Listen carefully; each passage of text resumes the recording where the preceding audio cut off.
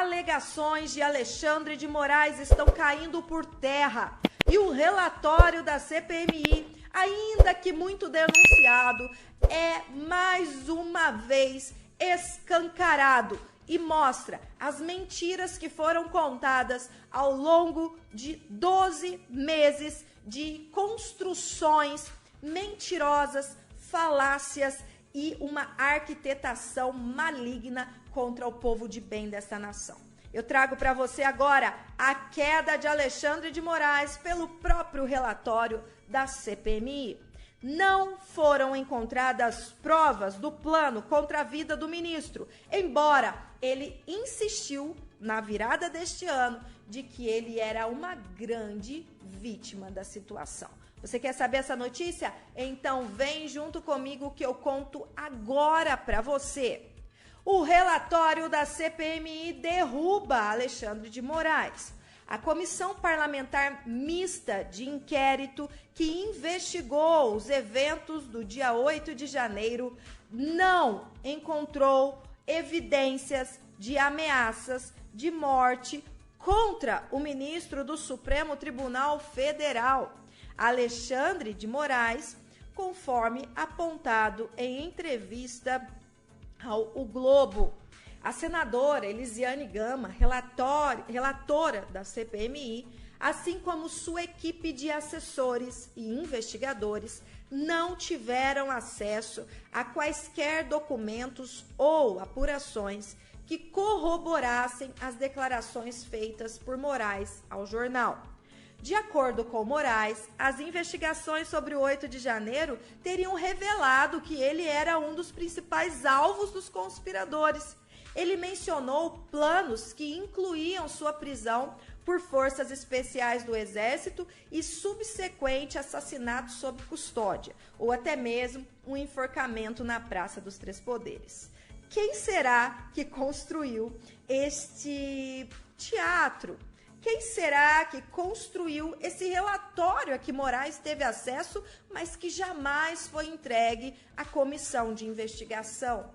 Quem será que desenvolveu um enredo como esse que Moraes denunciou em sua entrevista ao jornal o Globo, que nunca foi provado nem mesmo pelo relatório de uma CPMI que trabalhou fortemente contrária a qualquer tipo de verdade que estava contida na história do dia 8 de janeiro.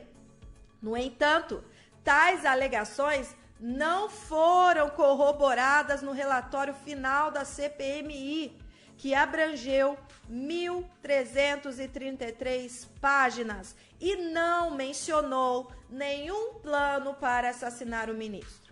Este relatório foi entregue nas próprias mãos do magistrado pela relatora. E agora fica aquela pulguinha atrás da orelha. Por que será que o ministro teve esta atitude de trazer uma história tão macabra, mas que jamais foi comprovada por nenhum documento? O ex-ministro de Lula e Dilma, Aldo Rebelo, negou qualquer tentativa de golpe no dia 8 de janeiro e chamou de fantasia.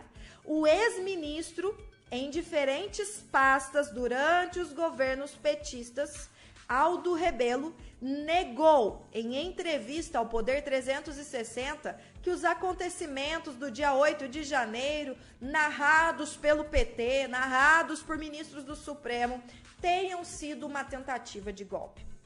A afirmação, segundo ele, trata-se de uma fantasia que faz bem à polarização.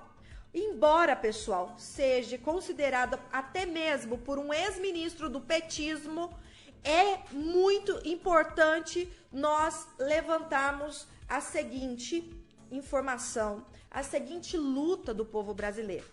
Este próprio ex-ministro dos governos Lula e Dilma faz uma afirmação que, segundo ele, trata-se de uma fantasia que faz bem à polarização. Mas o que ninguém está falando é que Esta narrativa fantasiosa, como o próprio ex-ministro está afirmando aqui, fez muito mal a muita gente de bem e continua fazendo mal, e injustiças permanecem após 12 meses. O político disse que imputar ao que ele chama de baderneiros uma tentativa de golpe é uma desmoralização da instituição do golpe de Estado. Faz bem a polarização atribuir ao antigo governo a tentativa de dar um golpe.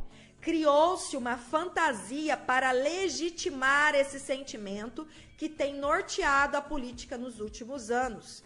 É óbvio que aquela baderna foi um ato irresponsável e precisa de punição exemplar para os envolvidos, mas atribuir uma tentativa de golpe àquele bando de baderneiros é uma desmoralização da instituição do golpe de Estado, afirmou. O que houve na Praça dos Três Poderes foi semelhante à invasão da Câmara dos Deputados por um movimento dissidente do MST, do MLST, em 2006, sustentou. Eles levaram um segurança para a UTI, derrubaram um busto do Mário Covas. Eu dei voz de prisão a todos. A polícia os recolheu e eu tratei como que eles de fato eram, baderneiros. Não foi uma tentativa de golpe. E o que houve em 8 de janeiro é o mesmo, emendou.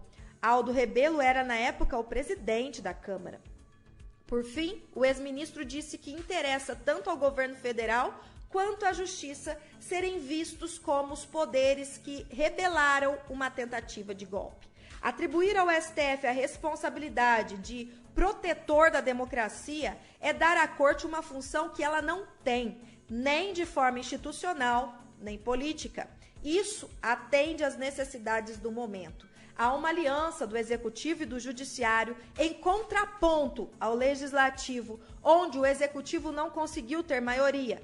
É uma compensação, finalizou. A verdade é que a fala de Aldo Rebelo é, na verdade, uma revelação de toda a manipulação desta situação, mostrando os verdadeiros culpados e o porquê isso tudo tem sido feito, usando aquelas pessoas que estavam no dia 8 de janeiro como, na verdade, bodes expiatórios de um plano ainda maior que está sendo tratado ali na surdina, está sendo fechado, né, dentro de uma estrutura de poder corrompida e maligna que tenta exercer domínio e controle sobre a população brasileira. E isso só vai ser quebrado e destruído quando o povo de bem desta nação se unir de verdade em oração, em clamor, buscando uma intervenção divina,